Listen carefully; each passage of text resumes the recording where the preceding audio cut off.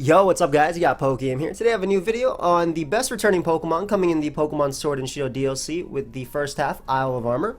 Now, I want to give a big shout out to Eve for helping me compile this list of Pokemon that were coming back, and obviously it helped me because I was able to look at the DLC moves that a lot of them were getting. And yeah, we're just going to get right into this. Of course, if you guys like Pokemon Sword and Shield and like this type of content, feel free to subscribe, leave a like and all that stuff. Let me know which Pokemon you're excited for. I basically just looked at a list of Pokemon that were returning and pointed out the ones that stood out to me, but also looked through some of the DLC moves that they were going to learn based on people looking through the game or whatever. I don't remember how they got this information, and just noted them. So let's get right into it. So the first one, I think, and they're not in any particular order. As you can see, I have these ones right here. They're not in any particular order, but I do have the better ones, in my opinion, up front. But of course, there are some great gems down here anyway. So I think Volcarona is, oh my god. Okay, I think Volcarona, we're just going to look at it this way. Volcarona is definitely one of the best returning Pokemon in the Isle of Armor. There's a few reasons for this. First off, we have the introduction of the heavy duty boots, which means that Volcarona, being a 4 times weak to Stealth Rock Pokemon, does not have to worry about hazards. So that's huge. You don't even have to worry about having a Rapid Spinner on your team. You don't have to worry about having a Defogger on your team in order to get rid of Stealth Rock, which plagued Volcarona, you know, till this day. Another good thing about Volcarona is the fact that Heatran is not coming back until the Crown Tundra. So its best answer, even though Hidden Power no longer exists in the game as of right now, maybe it comes back with the DLC, who knows. Even though Hidden Power does not exist in the game, Volcarona doesn't need Hidden Power. It only needed Hidden Power Ground for Heatran. That was its best answer besides Chansey, Blissey, and something like Toxapex. And then of course they had checks like AV Goodra, AV Tyranitar, Assault Vest Tyranitar, Assault Vest Goodra, just to let you know. So I think that Volcarona is going to be a very, very big threat coming into this metagame. And honestly, an offensive set, all it needs is Quiver Dance, Bug Buzz, Fiery Dance, and Psychic. I think that Psychic is going to be a given. You can exchange it for Giga Drain depending on if you really want to beat those bulky waters, but there's no Tapu Fini. That doesn't come to the Crown Tundra, so we're going to have a metagame where Volcarona does have to deal with, you know, some of its best answers. And Bug Buzz is needed, definitely, because Assault Vest Tyranitar is going to be one of the better answers to Volcarona. You, of course, need your Fire Stab for Steel types like Feral Thorn and Corviknight, and there's a few other mons like Magnezone coming back as well. And I think you need Psychic because otherwise Toxapex can beat you 1v1. Now, a lot of Toxapex are forced to run physically defensive because Dracovish was allowed. However, Dracovish is not allowed in the singles metagame at the moment anymore. So they might start, you know, changing to special defensive depending on a few things. At the same time, though, because Libero Cinderace is around too, Toxapex should still run physically defensive, in my opinion. So a more offensive set like this with heavy duty boots can work. You can also run like bulkier sets, I think, with Roost, Quiver Dance, and I think that's going to be Volcarona's. I think Volcarona's going to be fantastic. It's very tough to revenge kill in this, in my opinion, and like there's checks at best, right? Again, Assault Vest Tyranitar and Sand takes a +1 Bug Buzz. There's no Z moves in this game either. Of course, if you are playing in a Dynamax metagame, that is completely different.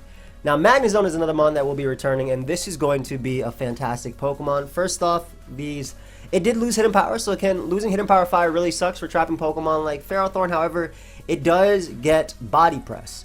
And if you guys didn't know, Magnezone has access to Iron Defense as well in its move pool. So we might see something cool with like Body Press, Iron Defense, substitute sets in an attempt to beat Ferrothorn's 1v1. However, I don't know how common that's going to be, considering Ferrothorn does run both Body Press and Knockoff. So those are both moves that Magnezone doesn't want to take. It doesn't want to lose its leftovers or choice specs or whatever item it's running.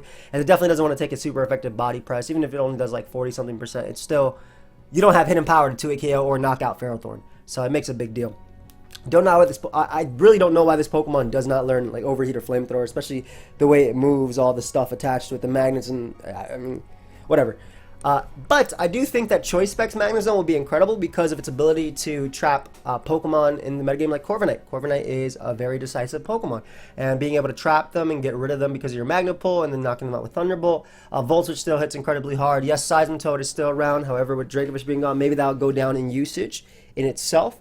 But Magnezone still does about 35% to physically defensive Seismitoad, maybe even 40% with Choice Specs, Modest, Flash Cannons. That's just something to keep in mind. I do think that Magnezone is going to be a great Pokemon, especially because Scizor is coming back as well, and Skarmory.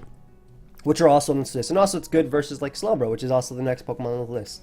Now, Slowbro is coming back, and most likely, I think the main reason why we don't have Slowpoke currently in the game right now, only Galarian, is just because they didn't want to allow regular Slowbro without allowing Galarian Slowbro, which is coming out with the DLC. So I think that's the main reason behind it, why we only have the availability of, or we can only use Galarian Slowpoke at the moment. It doesn't even evolve in the game just yet.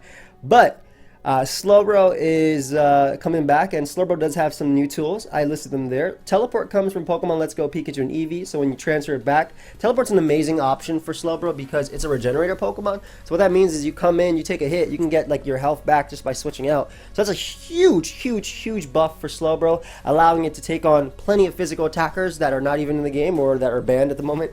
Galarian, Darmanitan, Dracovish, and just a bunch of physical attackers like that, right? And just pivot out because of its natural bulk. It also has access to Nasty Plot now, which is something that only Slowking had before. So pretty cool that Slowbro now has access to Nasty Plot. You can now use a more offensive variant instead of Calm Mind. And Body Press and Store Power also in its move pool. I believe Store Power might have already been in its move pool. I don't think so actually. Because I'm looking at this through National Deck's eyes, and I was like, Slowbro had Store Power this entire time. But I think Body Press is an interesting addition. Now, Slowbro does have fantastic coverage. It really learns Fire Blast and Flamethrower, so you don't need Body Press necessarily.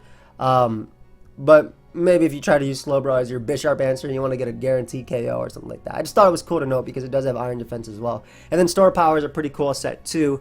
If Mega Slowbro was allowed, oh my gosh, I just use Iron Defense.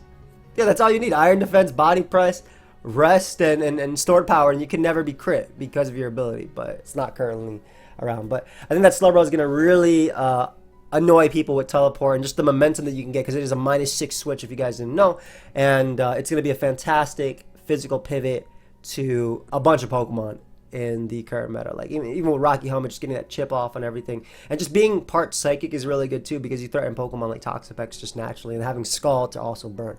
Tangrowth is coming back, another regenerated Pokemon that we do have right here. And I think a few of the big things about Tangrowth is the fact that it checks one of the prominent Pokemon in the metagame right now, which is Zeraora. Zeraora is a fantastic Pokemon in the current metagame, and Tangrowth just completely invalidates it. That's it. There's no Z moves. There's very little that Zeraora can do. Even Calm Mind variants have, like, Aura Sphere is the best thing you could do. You could even run Assault Vest on Tangrowth. Tangrowth coming back is going to be really nice for all these physical threats. Tyranitar, Terrakion, Mimikyu. Como is like iffy because you can technically knock it off, but I mean, it'll beat you 1v1 unless you have Rocky Helmet and you're getting the chip off of it. But it's just really good versus a lot of physical threats like Excadrill, while also providing knockoff opportunities and providing support for the team. And, you know, one of the best Dracovish answers ever.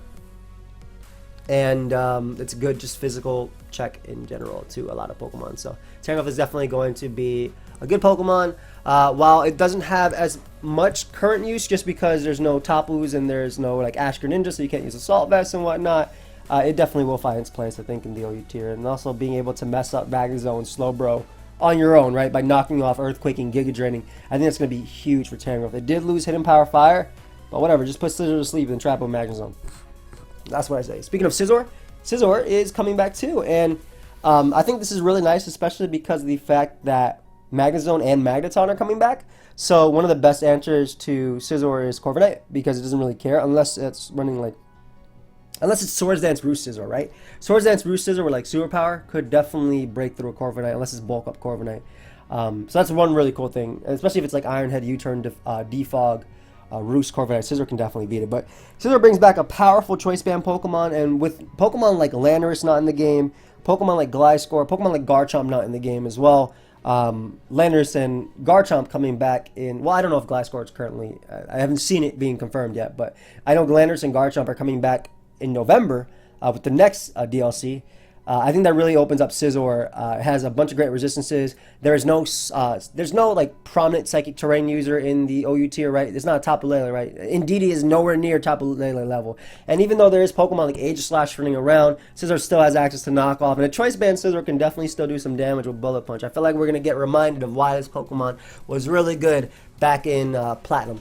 So during the Gen 4 metagame, later Gen 4. Like, Banish Scizor was great, Swords and Scissors was nice. And especially with one of its best answers in Heatran being gone, obviously Magnezone back, that's just a really cool thing. And just Scizor being able to U-turn. If Scizor's not OU, it can definitely be a good tier UU Pokemon because it's a Pokemon that threatens a lot of the Pokemon in the UU tier currently. You have top tier Pokemon like Galarian Weezing, which do not want to take 2 bullet punches, they'll die.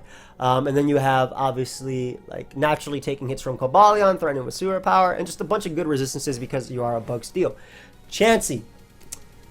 Oof. Chansey coming back, and I'm just gonna like group it with Blissey real quick. Not really though. Chansey's his own Pokemon specifically because of a Violite. The bulk this Pokemon has is like Swampert level plus, right? It's just so incredibly bulky because of the Violite. Very tough or very annoying Pokemon. A lot of people don't like the fact. I mean, Scar and Bliss was something in Gen 4 that people did not like. I mean, even Gen 3, I guess you could argue that they did not like Scar and Bliss as well. But Chansey comes back and it does have a new toy that it got in Pokemon Let's Go Pikachu and Eevee, which is Teleport. It also got Stored Power, but I don't. Maybe that's better on Blissey if you actually want to try an offensive one. But Chansey coming back with Teleport is pretty big. Now, it's not going to be Clefable levels of crazy simply because Wish plus Teleport on Chansey should not be legal. The main reason I'm saying that is because I believe Chansey gets Teleport from Pokemon Let's Go Pikachu and Eevee, like I said. And Wish was an old school event move. So unless they make it so Chansey can have Wish in the game naturally, Wish plus Teleport should not be a legal combination, so it can't do what Clefable can do. Could be wrong about that. Could be 100% wrong about that, but I'm pretty sure I'm right. But Teleport's still nice because it allows Chansey to switch without giving too much momentum. However, a standard Chansey set with Stealth Rock, Seismic Toss, Toxic, and Soft Boiled, I think will still do the job as always, and we're going to have the best special wall back in the game. This Pokemon's probably going to be necessary too, considering Volcarona will be really, really good. Chansey is definitely going to make those stall variants a little bit more annoying to deal with, though everything in the game gets knocked off, everything in the game gets body pressed. It's going to be interesting. It's going to be good. It's going to be OU. It's Chansey. Blissey, just like Chansey, but I think UU is really going to appreciate this one the most.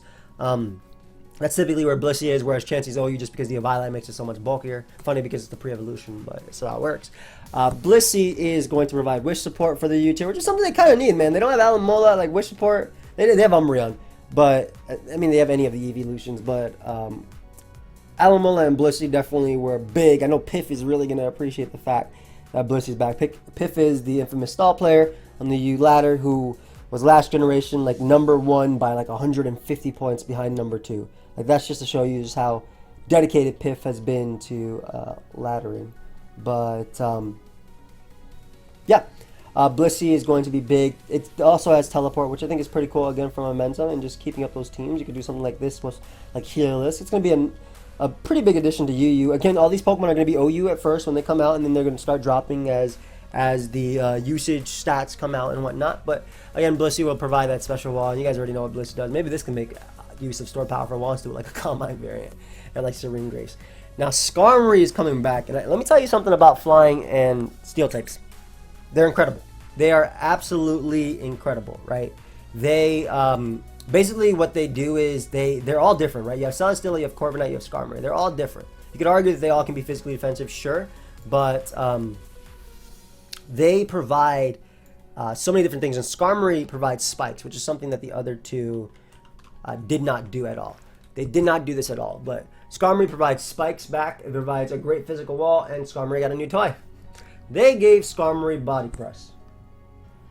Skarmory's Body Press, just to give you an example of when Heatran comes back, because there's no Heatran right now. Skarmory's Body Press does 49 to 58% to max HP Heatran. That means offensive Heatran is easily 2-hit KO'd, whereas max HP Heatran is 2-hit KO with Stealth Rock.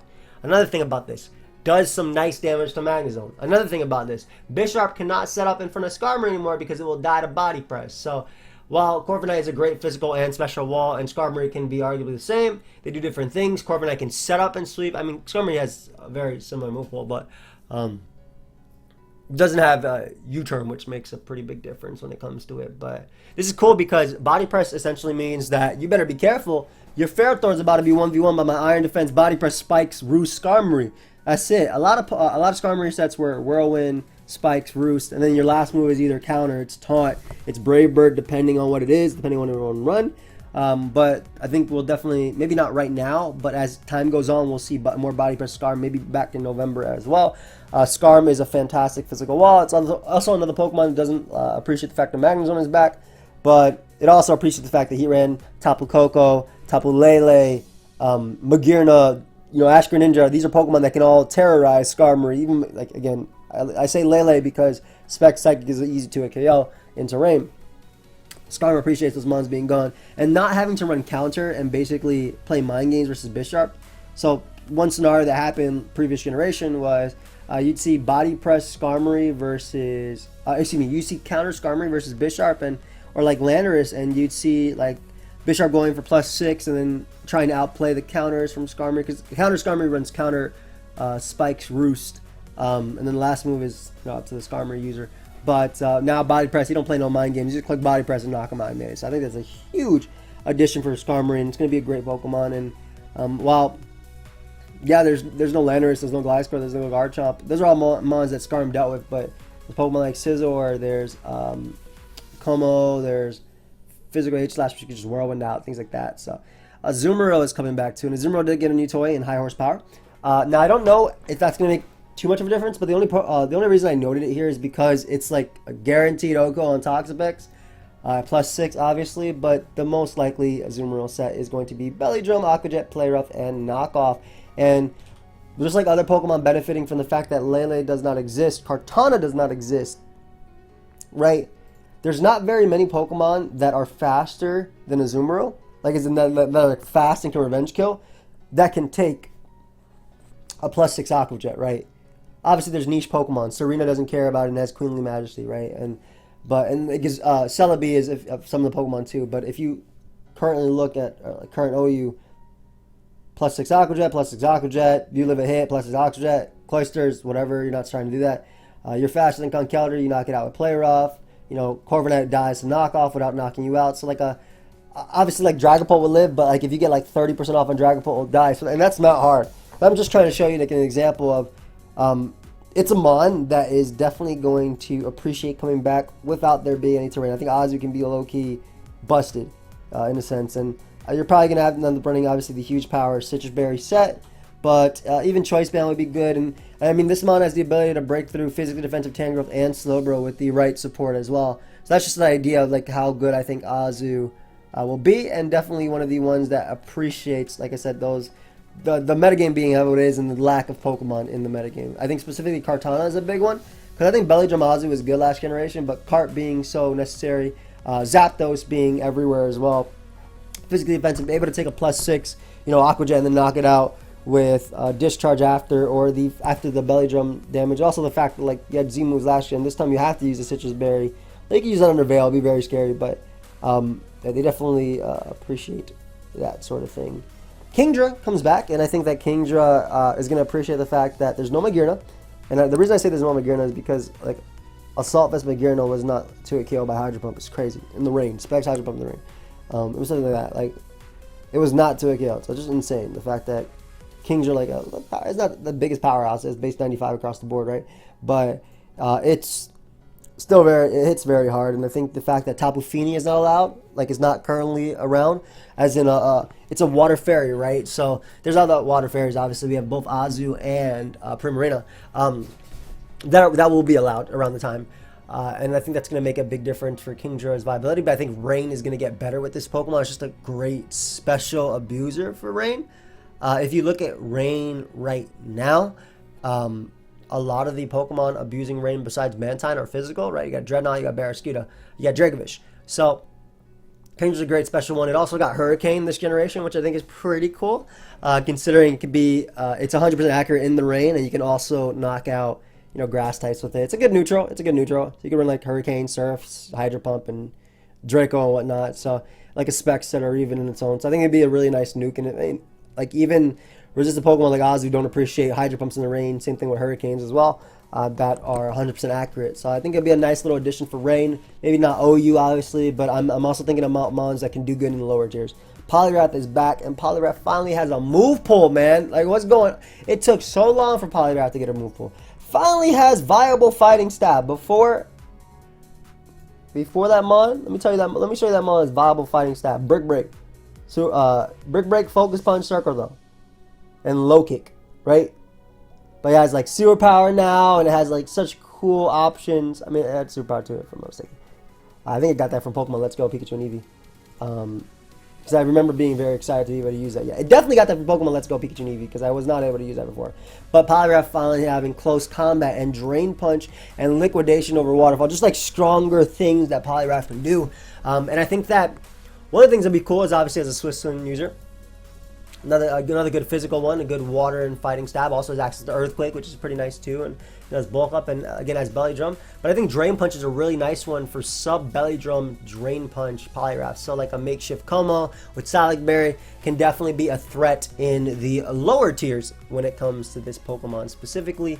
And I feel like this coverage is very nice. So don't sleep on Poliwrath, man. Don't sleep on Poliwrath. And again, as we're going down, we're going to like arguably worse Pokemon. Starmie isn't bad. Analytic, Hydro Pumps, Thunderbolts, Ice Beams, they hurt, right? And there's no Greninja, so you're not really fighting for an offensive Life Orb water type like in the tier, right? I think another thing about Starmie that actually gets better is it might not suck at Rapid Spinning.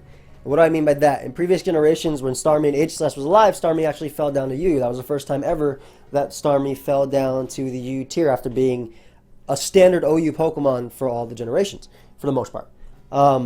And it main reason is because it was not able to spin when Aegislash was around. But Aegislash got a slight nerf from 150 base stats to 140. And that means it actually is 2-hit KO'd by Life Orb Hydro Pump from Starmie, with or without Analytic. Another thing that means is the fact that Aegislash is currently running more offensive sets like Choice Band, Swords and Choice Specs than it would be running max HP King Shield sets. Now, those are still existing, like Subtoxic still does exist. You'll see it on the ladder. But for the main thing, I think we can agree that Aegislash are running more offensive sets.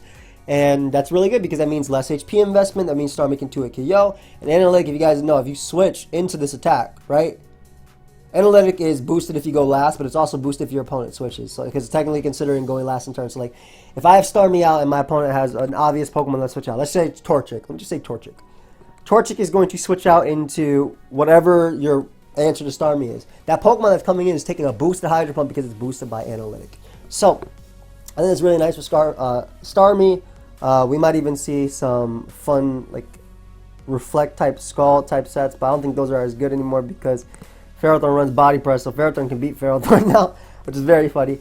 But I think that a more offensive Starmie would be nice, and it's a nice offensive Pokemon for both UU and potentially even OU. I don't think Starmie would stay OU necessarily, but it'd be good because it's the Water Psychic that also threatens Toxapex as well. It doesn't have as good coverage as Slowbro does. I think Slowbro has better coverage in my opinion. Because, I mean, there's a huge difference between having Flamethrower and whatever versus having Thunderbolt. Whereas Slowbro still has, like, Grass Knife, Zap Cannon, and things like that. I'd laugh at Zap Cannon because, I mean, I'd use it. But, yeah, nice good addition. Tauros coming back. I wish Tauros was in the current metagame. I wish it was here right now because I think it'd be good. With Sheer Force, it'd be nice. There's no Landorus, there's no Gliscor. So, Gliscor being a great physical wall. I mean, obviously Tauros can, cheese them by using like Sheer Force, Life Orb, Blizzard. But Tauros also has access to close combat now, which is a pretty big thing for Tauros. Before it had Earthquake, and then if you want to deal with Ferrothorn for super effective damage, you got to use again like Fire Blast and Flamethrower on a Sheer Force, Life Orb set. But Tauros doesn't have to do that anymore. It also has Throat Chop, so it actually has a way. When Tauros inevitably falls down in lower tiers, which is what's going to happen with Tauros, that always happens. Part of the ways people would deal with it is like Ghost types just being able to wall its natural stat, because Tauros would typically run Double Edge, Earthquake, and then you have like moves that you can run from there like Zen Headbutt and Rock Slide or whatever, right? Those are your best moves, but now you have Throat Chop.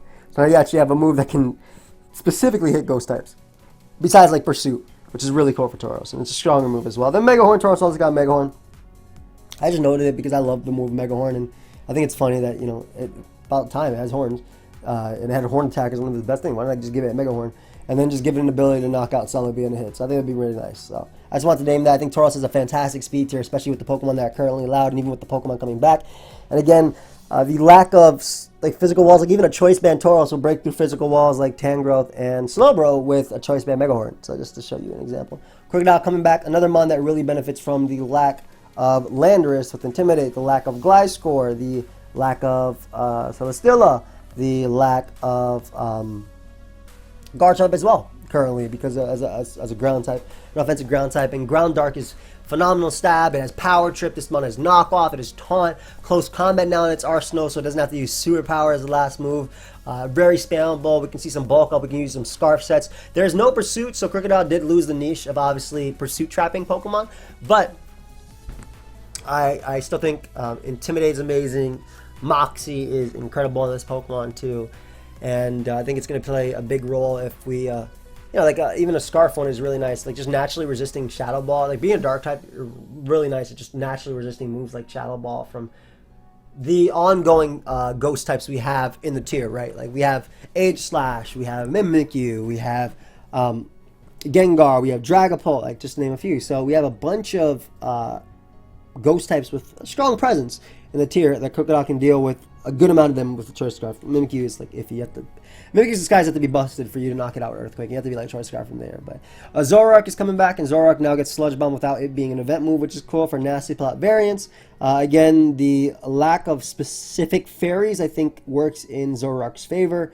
Has a good speed tier in this current metagame as well. Nasty Plot, Flamethrower, Dark Pulse, whatever. It'd be like it's like a Hydreigon that's not as good, because Draco Meteor is definitely better than Dark Pulse. We're about to drop Dragos out here, but still a cool lower tier Pokemon in my opinion. Kind of just shuffling over that. And obviously the Mind Games of Illusion. Mienshao now has Close Combat. But not only that, Mienshao doesn't have to deal with Tapu Fini, so it doesn't have to run Poison Jab. Tapu Lele, it doesn't have to deal with faster Tapu Koko, which is a pretty big thing too. There's no Tornadus, so that's a pretty big thing. There's no Landorus. There's no Gliscor. There's no defensive Garchomp that Mienshao has to deal with. And even though there's no Hidden Power, because it doesn't need to run Hidden Power Ice since most of those mons are gone, we might even see a metagame where Swords Dance Mienshao is a threat, right? You have Knockoff in the arsenal to deal with Ghost types, specifically Age Slash. You have now the option of using Close Combat over High Jump Kick if you don't want to miss and take 1,000,000 damage. However, of course, the trade-off is that Mienshao, of course, does have the Reckless ability, so those High Jump Kicks hit hard as hell, even if you do resist. They just hit so incredibly hard. And then, of course, you have U-Turn for Momentum. You have Stone Edge as well. I love that Mienshao is I think I always thought it was a good niche Pokemon, like a niche pick no matter what, even like in Gen 5 and Gen 6. Even, you know, I always thought it was a good niche Pokemon, even in Gen 7 as a Scarfer.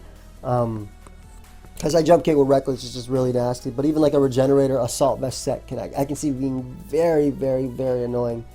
Just naturally being able to take like a Shadow Ball or even a Draco from Specs Dragapult, because you can definitely do that, because if you can make it happen from Specs Hydreigon, you can make it happen from Specs Dragapult, which is something that I think Megan did in like some sort of Smogon tournament back in the day. But yeah, I love it. I'm happy with a regenerated Pokemon coming back. They are more offensive like this, and I'm excited to see what Mienshao can do. Talonflame's coming back. Unfortunately, you do not see me riding Close Combat right here. Oh my god, that would have been amazing. My only hope is that they fix Gale Wings to go back the way it was. I doubt it though. They changed that because of VGC, even with the birds. But there are a few things that make Talonflame better. Being a fire type, you're immune to Will-O-Wisp, which is nice. You have a faster speed tier than Cinderace, which is again very nice. There's no Tapu Koko out in the metagame outspeeding you. There's no Tapu Lele stopping you from doing your priority Brave Birds. There's no Mega Aerodactyl stopping you in the UU tier. There's no Mega Blastoise eating your attack and knocking out with a water move. And again, like, while Rotom is good, I mean, Rotom, he is the best Rotom still in the tier. I don't know. I feel like even in lower tiers, like Talonflame gets better. I just do. I really do. Just because of the lack of certain Pokemon. Like especially like I'm thinking about UU right now. Like just standard UU builds, Galizapod, Cobalion, Weezing. I'm talking about when they ban Rain, inevitably when they ban Pelipper, which I'm pretty sure will be happening. You know, you're not going to see Dreadnought as much. You're not going to be seeing... Barraskewda can still be around, but you're faster than those mons, right? Barraskewda, if it's adamant, you're faster. So, just some things you can do with Talonflame. I put Jigauji as well, just because a lot of specific Psychic types that would stop me from running it, or even like AV Tornadus, or like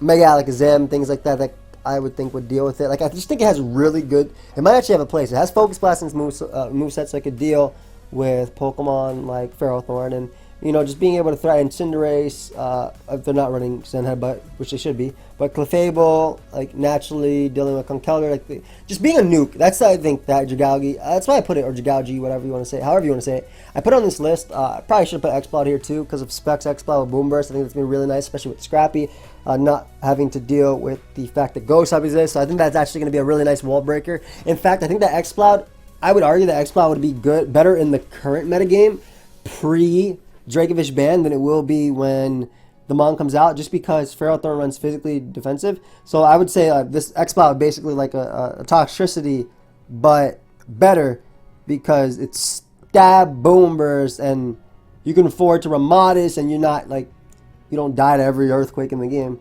But yeah, last one, Lycanrocs are coming back, and I think the big thing about them is they now have close combat. So watch out, OU, because my Tough Claws Lycanroc with Swords Dance, close combat, Stone Edge, and I mean, you could technically still run Drill Run, you can run Fire Fang, you can run Psychic Fangs, because it gets that now too. You can run, you can run whatever you want.